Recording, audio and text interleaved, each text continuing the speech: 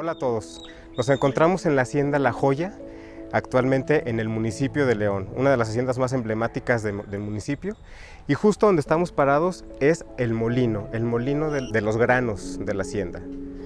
Pero acompáñenme por favor platicarles la historia de las haciendas en México.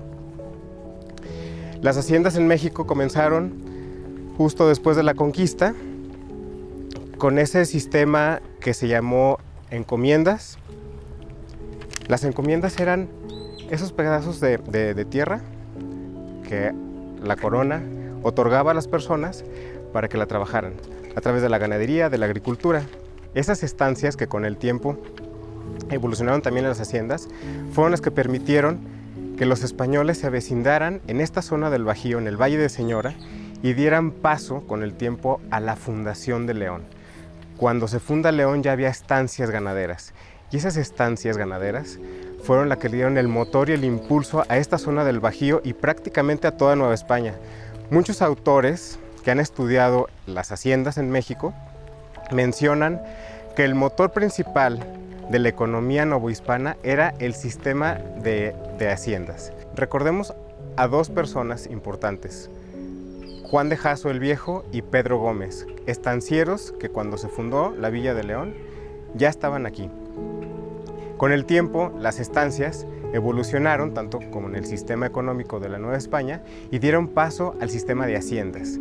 Ese sistema de haciendas que muchos investigadores dijeron que era el marcapasos de la economía novohispana, importantísimos en la región del Bajío, tanto para el comercio del ganado, de la agricultura, como de las minas. Y justo esta zona del Bajío fue una de las zonas más ricas e importantes en haciendas en Nueva España.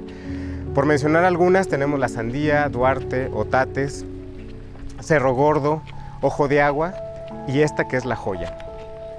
La Joya fue una de las haciendas que tenemos información a partir del siglo XVII y a partir de ahí evolucionó a convertirse en lo que el siglo XIX proporcionó a la hacienda ganadera de La Joya.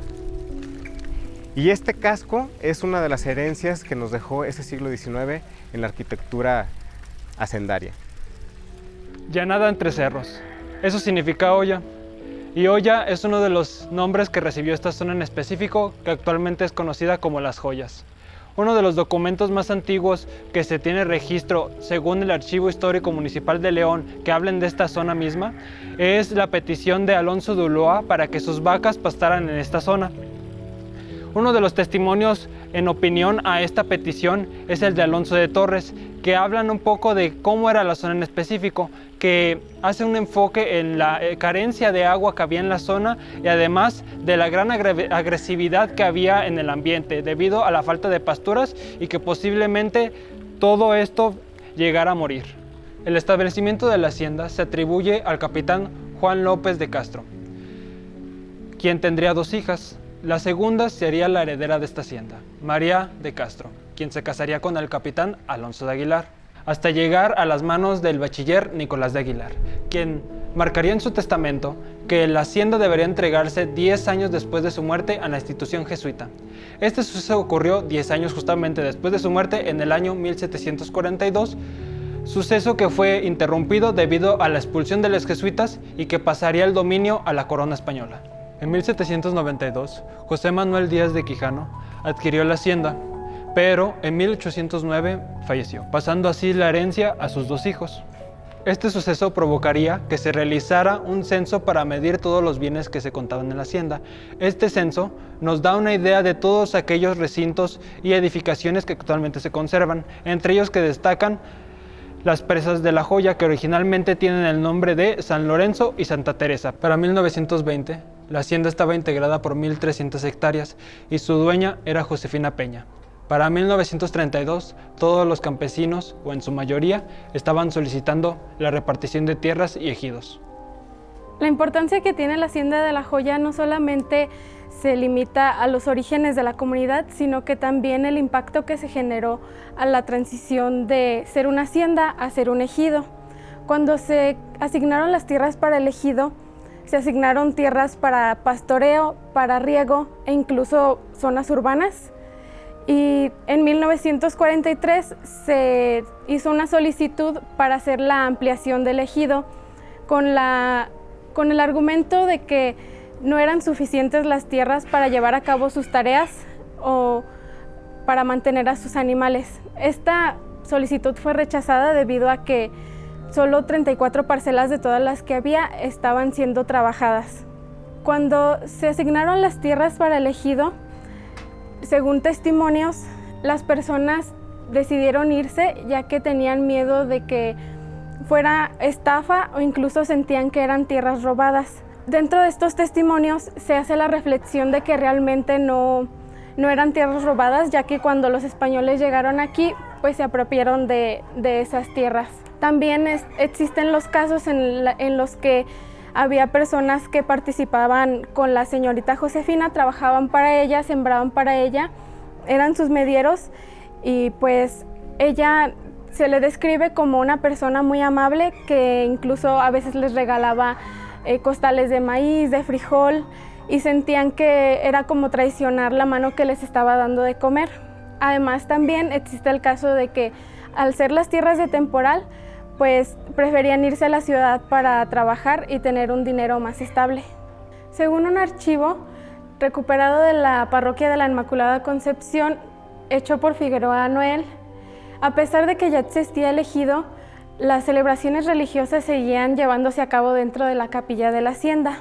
Sin embargo, hasta 1971 fue que dejaron de celebrarse aquí por razones desconocidas y fue que empezó a construirse la capilla de la Inmaculada Concepción, que fue dedicada a la Inmaculada Concepción debido a que se dice que dentro de la capilla de la hacienda había imágenes de la Virgen de la Inmaculada Concepción. Y pues esto además generó un impacto en la hacienda debido a que pues le quitó relevancia social y la gente pues dejó de tener conocimiento de que existía la hacienda. Al llegar a este espacio sabíamos que era un proyecto bastante retador y que teníamos que realzar cada elemento con el que cuenta el espacio. Uno de los principales retos era cuidar cada elemento y restaurarlo respetando su antigüedad. Parte de la intervención en cuanto al diseño y arquitectura que se manejó en este recinto, pues era contar e inspirarnos con elementos que ya contaba cada espacio. Entre ellos se hizo una intervención importante en cuanto fue la colorimetría de los espacios, el revivirlo por medio de iluminación arquitectónica y obviamente generando áreas verdes que proyectara esa antigüedad, pero a la vez ese modernismo dentro del espacio. Es importante mencionar que cada elemento que se plasmó en este espacio y en esta hacienda fue tratar de rescatar y dar ese potencial a los artesanos guanajuatenses, así como estos candiles que se fabricaron en Dolores Hidalgo. Hay diferentes elementos en el espacio, en la hacienda, que son 100% de personas guanajuatenses. La inspiración en cuanto a los colores de este recinto nace de una planta, una camelina, con la cual ya cuenta la hacienda. Ese color cedrón y el vino quemado son inspiraciones de plantas que ya existían dentro de la hacienda cuando llegamos a hacer la intervención, y es así como se plasma dentro de los muros de este recinto. Pues bueno, me encuentro ahora en la fachada del granero, es uno de los salones principales de este recinto, y bueno, la intervención fue prácticamente en un 20%, se dejó tal cual la fachada original, rescatando sus acabados y pues bueno, dejando esos contrastes con la vegetación con la cual también ya contaba la hacienda en su momento que intervenimos. Me encuentro en el interior del granero, en este espacio que para mi gusto es un espacio mágico y es la joya de este hermoso recinto.